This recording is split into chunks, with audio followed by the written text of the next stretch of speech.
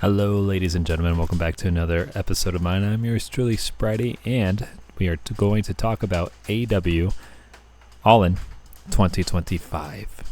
Yes, this is their third All In. Well, technically fourth, but it's AEW's third All In. So, let's get to it, eh? This is my official review. Don't have to take my opinion seriously. If you don't like AEW, you can simply turn off this episode, because if you couldn't tell, I have a wide collection of wrestling figures. More so specifically AEW figures. Now, my first wrestling figure was the Slim Jim Macho Man Randy Savage. That's like a couple $100 right now. Very exclusive figure, and I didn't really get hooked onto collecting wrestling figures until AEW came out. And speaking of All In, I have this Will Ospreay 1 out of 3,000 exclusive Will Ospreay All In debut. Ain't he just something else? Like, I've never seen such detail go into a figure. And you can see why this was like $50. I don't know how much people resell. People resell figures all the time on eBay. I don't know how much is being resold, but I know when this first was released, this was very hard to get. You had to basically be one of the first people on the day of, in the first minute, probably first 30 minutes or something like that, to get it. It is sold very quickly, just like the Sting figure that I got when Sting was retiring. Anyways, that's all about figures. We've already done an episode about that. We're talking about All In Baby. I had that day off. I was able to watch the pay-per-view from YouTube. That's where I like to buy my pay-per-views, because obviously I'm on YouTube. So we are going to review it. Oh, what a roller coaster. This is their biggest gate in America, by the way. So for it to be its biggest gate in America, I think that is a strong suit. The entire arena, what was it, Globe Life, I believe is what it's called. That was a beautiful baseball stadium to be at, and I think they've done a really good job making it look like slam-packed. All the fans were there. I've seen some Twitter comments of people saying that the crowd wasn't all that there through some of the matches, but in fairness, I kind of have to agree with the crowd on some of these matches. Some of these matches weren't exactly like, AEW, I mean, it was AEW, but it just wasn't all that there. But some of the other matches were definitely great, so we're going to go through them all. Starting with the pre-show. It's 0 hour pre-show, they like to call. The Sons of Texas going against Shane Taylor Promotions. And obviously, Son of Texas won. Shane Taylor Promotions, it's one of those groups, it's like, what are they doing? I don't know. I think they especially wanted to include Devon Eriks into this pay-per-view, especially because of Texas. I mean, their faction's called the Sons of Texas. How can you have a Texas show without the Sons of Texas as a group? And I like what's going on there. I like the fact that they have the Von Erich brothers right there in Ring of Honor, someone in AEW. I like that they are doing things with them. Hopefully we see good things in the future with everything going on. I'm happy for Dustin Rhodes in general. We'll get that discussed later. It's also very good to see Sammy Guevara be put into the pay-per-view as well. I feel like he's just kind of been lurking in the back, in the shadows of AEW, actively wrestling, of course, in Ring of Honor. But I don't know. That match was okay. Nothing really stuck out to me to really talk about, other than what are they doing with Shane Taylor Promotions? It's just one of those factions that I just feel like they have no idea what they're doing with. But that's okay. Oh, and Kevin Von Erich was with the Sons of Texas as well. Next match, it is the Don Callis family, Lance Archer Trent Beretta, Rocky Romero, and I'm gonna botch this one up. Hechi Zero. I'm terrible at this. Against the Conglomeration. I still get that mixed up. Kyle O'Reilly, Tomohiro Ishii, Hologram, and Big Boom AJ. Oh my goodness. I'm a little slightly over it with, the Rizzler. I'm kind of, I understand he's a wrestler. I understand affiliated with AEW. I understand, it brings in views to the company. I understand. And they did create memes of, what is it? Big Justice and the Rizzler. I believe the little kid is the Rizzler and the big kid is Big Justice. And there is a moment in the match where Trent Beretta and Big Justice were kind of standing up against each other outside of the ring. And Trent just pushes Big Justice's face, like just in such a meme way. So many people have talked about that moment. I just... Ugh. Anyways, the Conglomeration, I think that's how you say it, won. I'm pretty sure I'm saying this wrong. There's a lot of names I'm getting wrong here. This is my first time saying this, by the way. I don't need to be judged. I don't even know what that means. I regret nothing. Anyways, they won. The Don Callis family lost. And another thing is, like, it's factions over factions, but they don't push factions as much as they used to, which is fine by me, honestly. I got these egg rolls right here, and they are delicious, and I am hungry, but they're cooling off right now, hence why I started this pay-per-view. I'm probably going to eat these egg rolls in the middle of the podcast. I try not to. Anyways, moving on into 0 hour pre-show still. It's FTR versus the Outrunners, and you would never expect FTR to be in a pre-show, right? FTR is just one of those teams, and they're doing like a heel run right now, but it just feels a little bland with everything going on with them. And the Outrunners, by the way, I mean, they're still hyped. I mean, I feel like they were way more hyped when they were first getting hyped. I don't know. When they were first hyped, it was definitely out there, but right now the hype's kind of died down, but they're still cool. They're still great, and they haven't really done anything to take advantage of that. I feel like, anyways. I did like the Outrunners outfit. If anyone knows what Newport menthols look like, the packet, they wore pants that are kind of like that. And I'm a real fan of that kind of stuff. Not that they're promoting menthol cigarettes or anything like that. But FTR, I mean, per usual, they won. But FTR is just one of those teams where it's like they should be doing something a little bit more right now. I feel like they should be doing, I don't know, they're heels right now, so I think they would be more out there. I don't know. It just feels like there's a little bit no direction to it, and they're just kind of plopping him against whoever. And it's not bad to put them against the Outrunners, but I would like to see the Outrunners in a different direction that's higher, that elevates them, because this is not elevating them. This is just putting them below mid-card, if you ask me.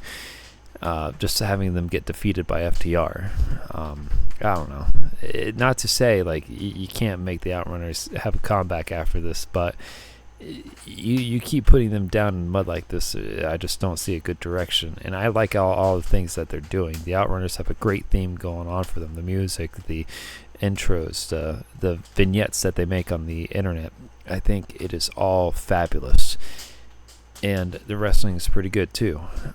So let's try to figure that out. Let's try to put them probably in a different direction that can boost and elevate them. Shoot, even put Ring of Honor tag team titles on them for all I care. I don't know. It's something a little more important than just putting them against FTR, because the Outrunners look like the kind of team that can beat any other team. But of course, when you put them against FTR, logically it makes sense for FTR to win, right? So I don't know. But we carry on. We move on. The pay-per-view begins, and we have our opening contest, the AEW World's Trios Championship match. It is the Ops going against the Death Riders. Now, I don't think I would have opened up my pay-per-view like this. I think this match would have been perfect as a mid-card. We haven't seen the Ops defend the titles in over, 2-3 months? So, for how long that was, you might as well just give it back to the Death Riders, because it seemed like they appeared more. Even though it seemed like the Death Riders, when they had it seemed like, they didn't wrestle as much for the titles, but they were definitely active with it. They would pop up more, at least. I don't know. It's just the Ops is such an interesting group that doesn't really seem to have like the biggest chemistry together, and I don't think it helps that Hook wasn't part of that team. It's Samoa Joe, Powerhouse, and Shibata, I believe is how you say his name. They're all champions, and good on them. But this is just one of those things where it's like the Trios Championship just kind of falls bland when your champions have not defended it in a couple of months, and honestly, no one really knows what they've been doing the past couple of months. And of course, the Death Riders is Gabe Kidd, Claudio, and Wheeler Yuta. And I like to see young talent get elevated, so seeing Wheeler Yuta hold multiple championships with the Death Riders prior the BCC.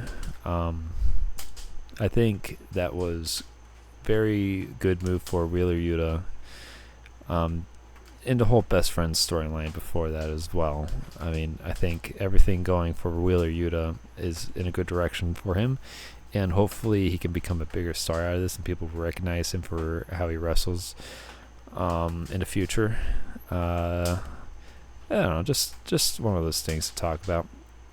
Next up is a 14-man casino gauntlet match. Now, this could have been a good opener. I think this would have been a better opener, if you ask me. It starts off with MJF and Mark Briscoe, and eventually Ricochet comes in, Bandito, Takeshita, Mystico, Josh Alexander, Anthony Bowens, Roderick Strong, Brody King, Juice Robinson returns, which is nice.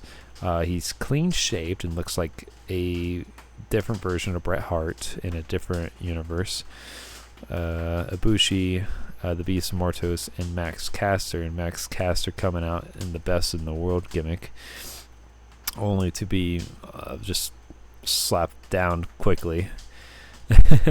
Almost anytime you see Max Caster, and he brings out like his little plaque of the best in the world official, whatever name, whatever you want to call it, he always just instantly gets smacked. It seems like it's funny.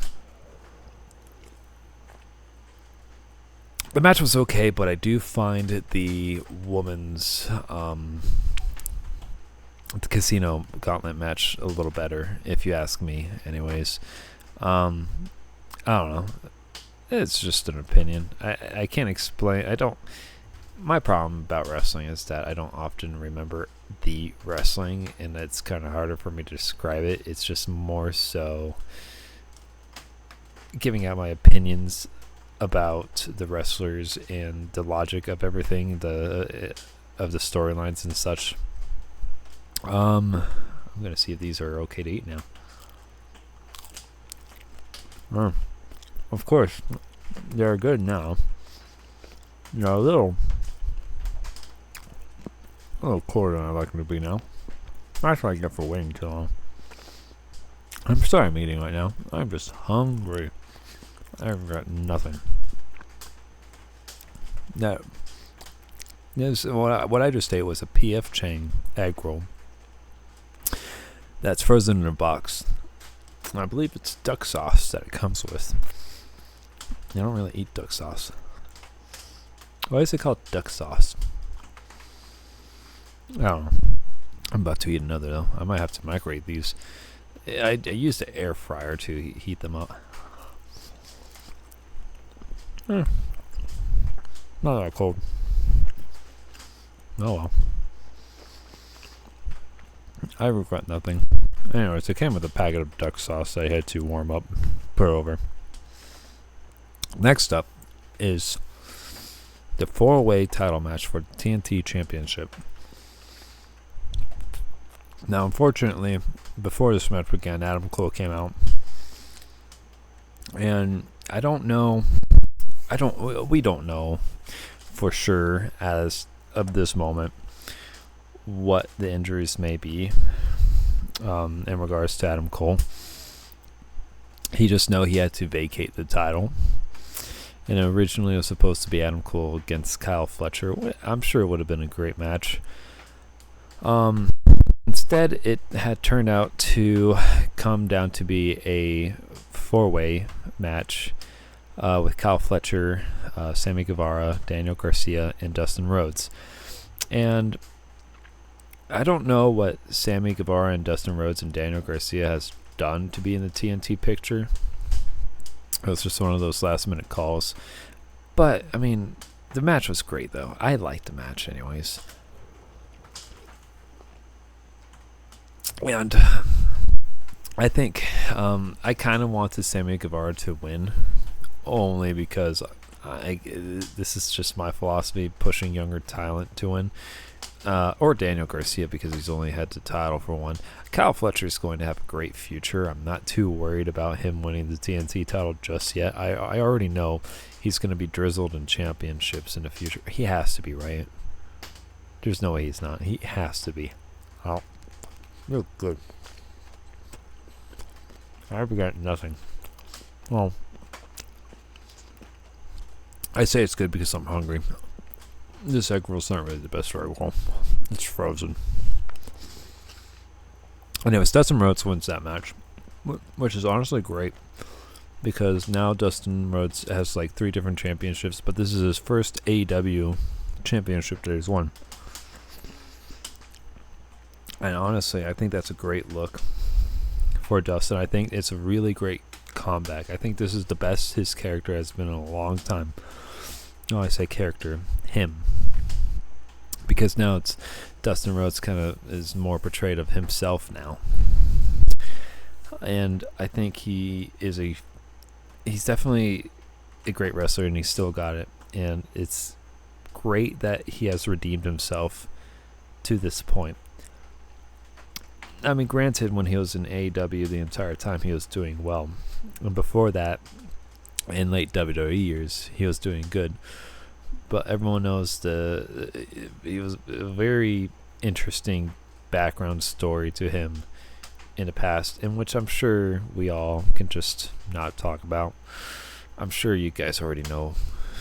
If you know wrestling like I do, I'm pretty sure I don't need to describe the 90s and 2000s in TNA for you, especially TNA.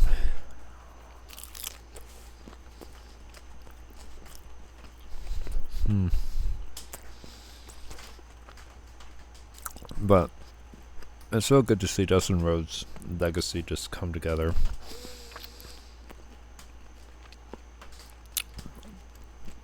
And good on him.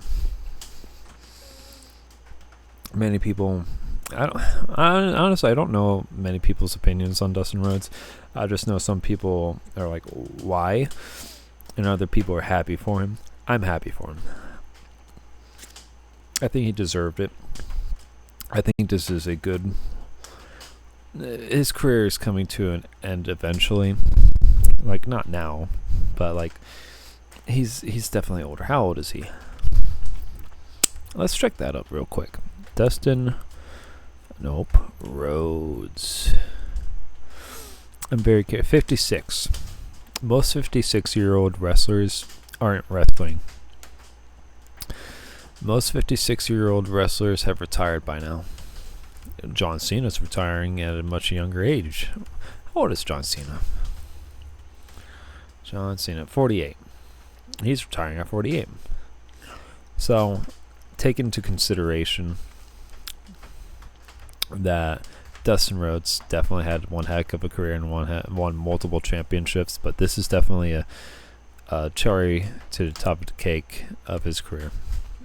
And I don't know how much bigger it can get after that. I don't think it can. And honestly, I'd rather Dustin Rhodes go off in AEW than he did in WWE, because God forbid he goes back to WWE and he's gold dust again. I just Dustin Rhodes needs to be Dustin Rhodes, and doing the stuff that he's been doing is great. I can't express that any more than I already have today. Anyways, so good on him. Now we move on to the Young Bucks going against Will Ospreay and Swerve Strickland. Now, here's the fun little detail to this match. If the Young Bucks lose, they will be stripped of their EVP titles. If Ospreay and Strickland lose, they cannot challenge for the AEW World Championship for 1 year. And the Young Bucks lost. And oh my gosh, the Young Bucks had a whole 5-minute intro, and they were playing their founding fathers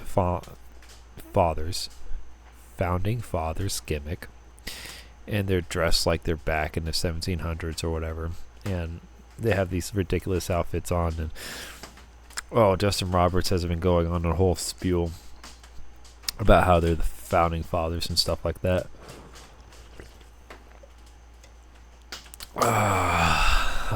It was something else. This is a different version of the Young Bucks, that's for sure. But it is kind of funny seeing them in their little outfits doing the things that they're doing. 5 out of 5 match, by the way. You're talking about Young Bucks, Will Ospreay, and Swerve Strickland. These guys have made 5-star matches. This was definitely a classic for you to look onto. And I'm sorry for the background noise, by the way. It's raining. Well, kind of is. But the Young Bucks have been stripped of their EVPs, so it makes me wonder what's next for them. They don't show up on TV as much as you think they would. So it kind of makes sense not to be EVPs. But it's like,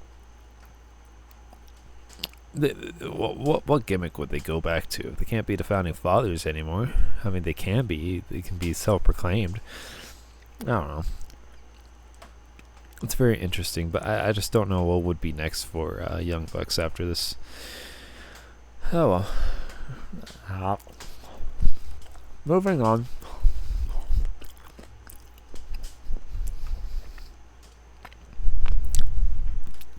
Move on to the 12-woman casino gauntlet match.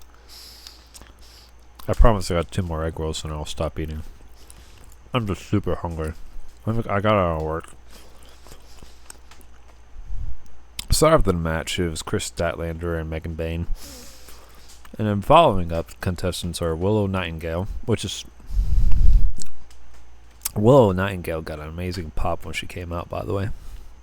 You just love to see that. Tay Miller returned. That was always fun.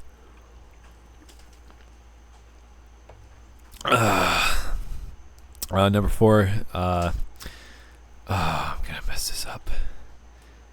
I'm gonna mess this up so bad I don't even want to say it. I'm gonna spell it out for you. Thekla. Thekla. Thekla? I don't know. Number 5, Julia Hart. Number 6, Queen Aminata. Yes, I did say that right. Number 7, Mina Shirakawa.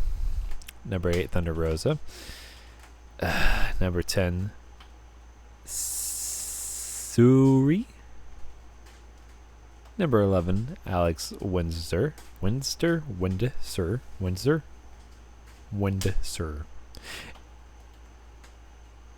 Oh wait, no, I was saying the number is wrong. How I'm reading it.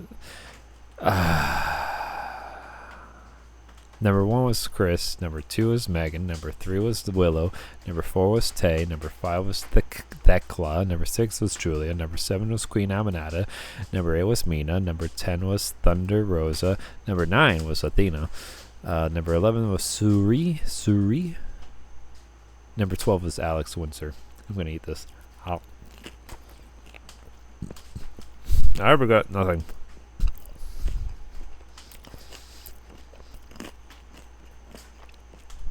Anyways, Athena won that match, which was a surprise, by the way, because she's a Ring of Honor World Champion, and she's been like the Ring of Honor Women's World Champion for so long now.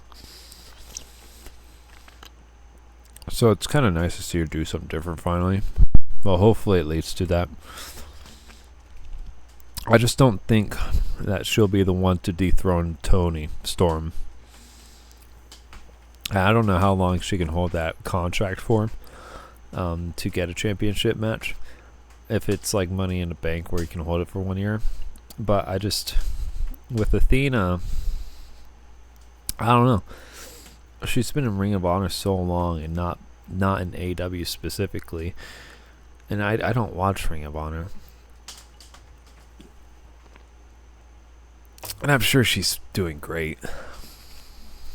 And everyone, from what I can tell, loved Athena. Just from her entrance and everything.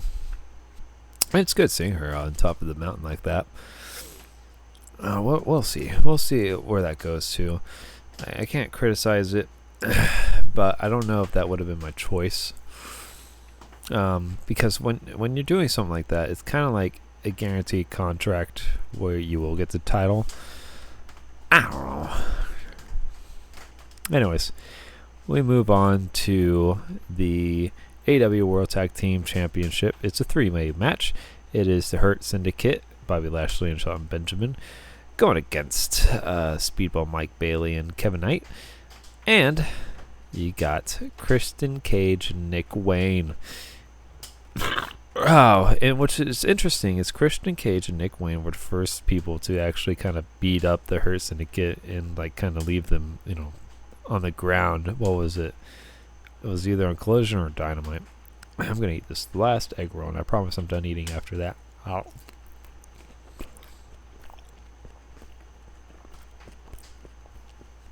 This is good. I am hungry.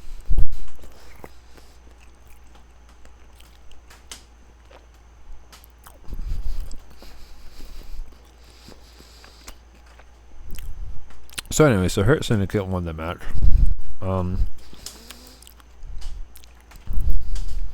And out of all the surprises that happened in that match,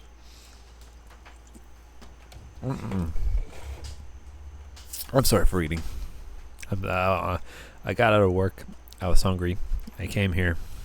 I had some food heated up, but it was too hot. And of course, in the middle of recording, cool down. I don't want to be too cool when I'm done recording. Anyways, sorry. AEW World Tag Team Championship 3-way match. And unfortunately, I wanted Christian Cage and Nick Wayne to win, if I was being honest. This just goes back to just seeing younger guys win championships. I don't know why I want to see younger guys win championships. I just want like a promising future, and I'm sure they will have a promising future. Anyways, at the end of the match, after the Hurt Syndicate won, Nick Wayne betrays Christian Cage, and I guess Christian Cage, he got betrayed also by Kip Sabian and Mother Wayne. And it's going to be interesting to see how that splits off between Christian Cage and Nick Wayne. Would you call it the Wayne family now? I don't know how you would go about that. Because obviously Wayne is going to have Mother Wayne and Kip Sabian, or is he just going to be on his own finally? This is a good opportunity for Nick Wayne to do his own singles thing. And he's been doing pretty good, doing all sorts of stuff, whether it be in New Japan or Ring of Honor and stuff like that. He's doing good for himself right now. So this is good. I don't mind that. And of course, as Nick Wayne was about to bash Christian Cage's head with 2 steel chairs, Adam Copeland returns. And it was a nice surprise.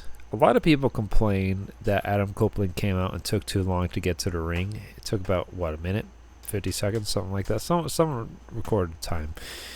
And Adam Copeland did his usual thing when he comes out during his entrance. He just kind of did his usual, let's run to the corner of the stage and cheer. And then he also did the whole firework thing.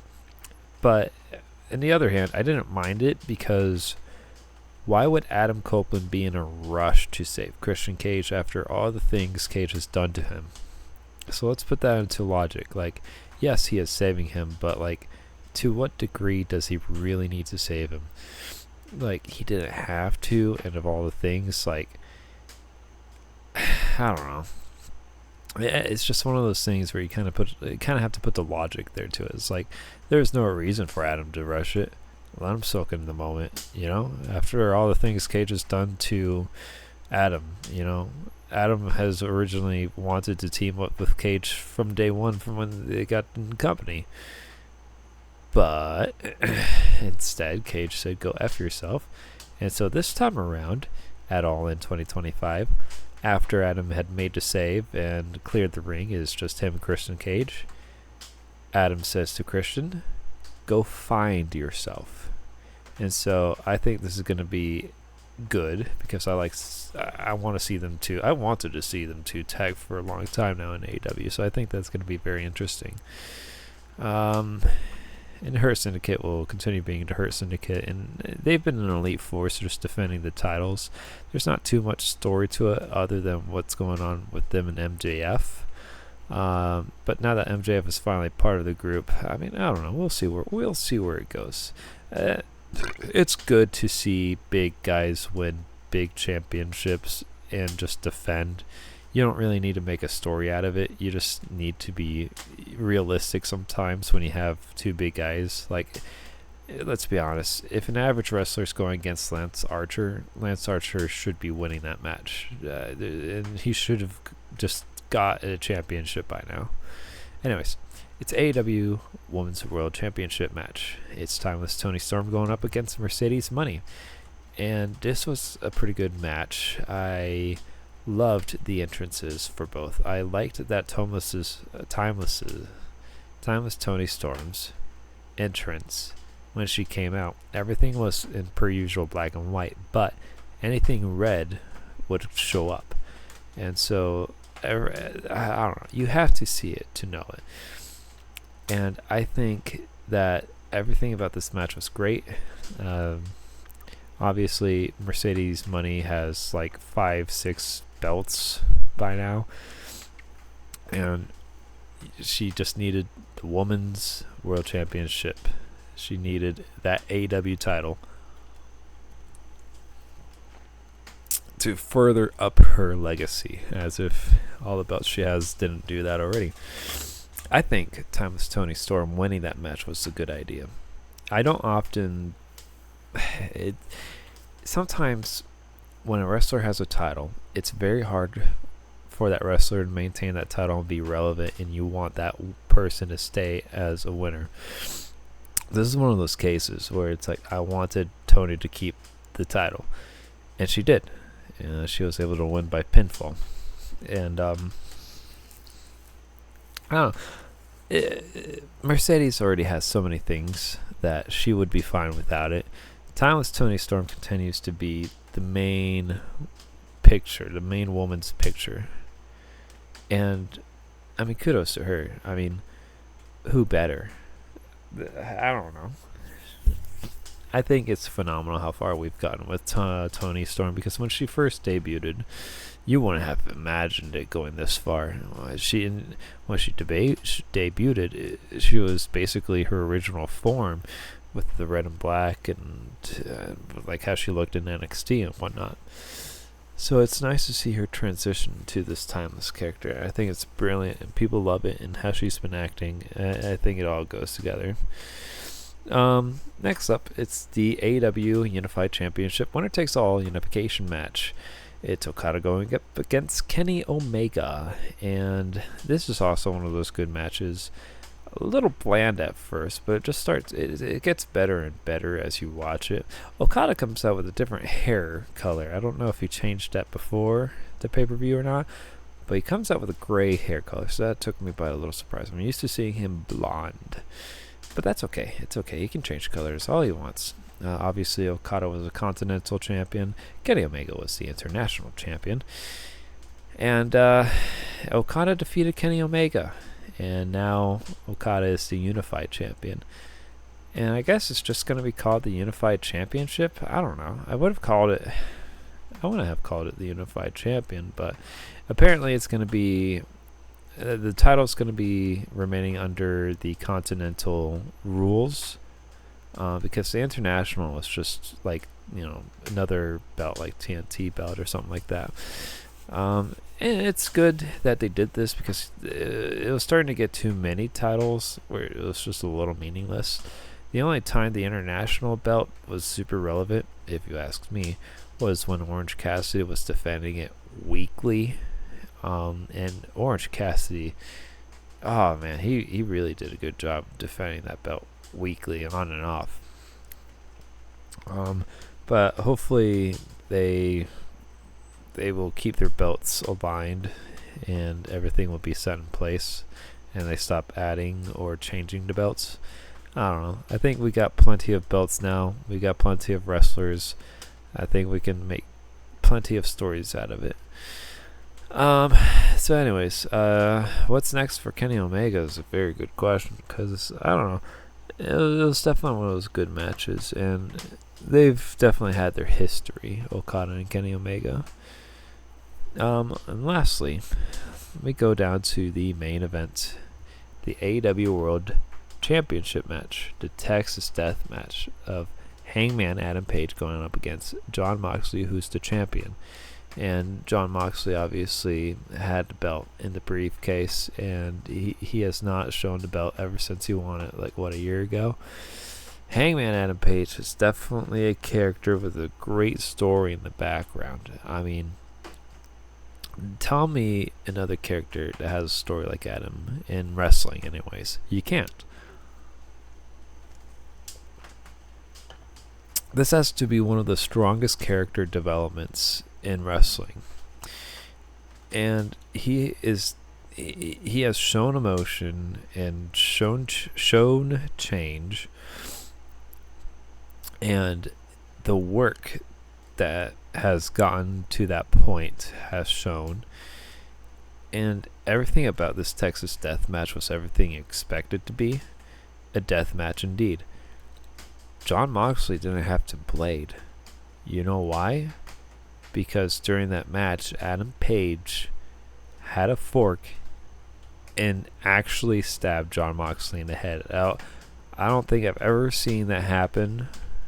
I mean, obviously it's happened where one wrestler would open up another wrestler, but I don't think I've ever seen it to that extent, where someone would grab a fork and take a jab at someone else's head, and it's bleeding. And it's as hardcore as it gets. They had everything. Tables and chairs and barbed wire and I don't know what to call it, but essentially a table full of spikes. This match had everything. I know, it's crazy too. And it was expected that there was going to be a lot of run-ins, because almost every time Jon Moxley defended that title, there was so many run-ins going on. And I don't know, the Young Bucks were there. Everyone from Death Riders were there. Death Riders. There's a reason why they're called the Death Riders. I'm so sorry that I'm tired too. Again, just got out of work, so I'm ready to lay down. So anyways, Daniel Bryan Danielson. Oh my goodness, I'm still stuck with this WWE name, Daniel Bryan. That I don't know why. I know I'm not the only person out there that's still stuck with that. I know he is Daniel Bryan and Bryan Danielson. Two different people. Well, two different characters, I guess you could say. Same person. I don't know if it's exactly two different characters, though. Just two different names. Anyways.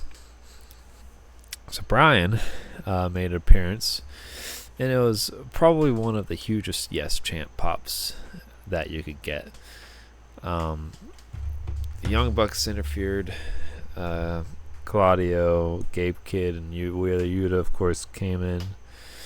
Everyone came in. Even Prince Nana and Swerve. And Swerve was basically the one to save the day at the end. Prince Nana having to handcuff, oh gosh, what's her name? How did I forget? Oh, she just doesn't wrestle. I haven't seen her wrestle. She's just always been with Jon Moxley. That's why I don't know her name.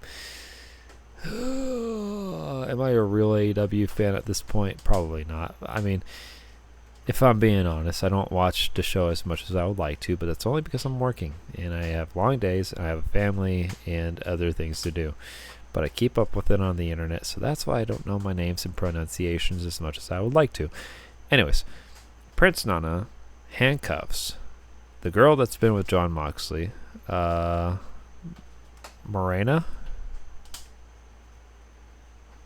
I think. Anyways, Prince handcuffs her when she went to go get the briefcase that's at the timekeeper table. And that was genius, by the way. I don't know. It's nice because she gets locked. She can't help Jon Moxley at that point. And Swerve comes in and he hands Hangman Adam Page the chain. And Adam Page uses the chain to choke Jon Moxley out. And he was able to get Jon Moxley to tap. Let me tell you, barbaric match, but great match. It was an oldie but a goodie. And this is something like Terry Funk would be proud. He like, this is something that he would be watching and be like, I want to do that. I'm sure. Don't do that, Terry Funk. Rest in peace. But yeah, no, I liked it. I don't know. There's a lot of people out there that don't like Texas death matches, but like AEW is no stranger to this kind of content. I mean, if you're still complaining about AEW doing matches like these with the people who've been doing it, you gotta give up. You gotta stop or something. I don't know. You gotta find a new hobby or just stick to watching whatever you're watching at that point. I don't know.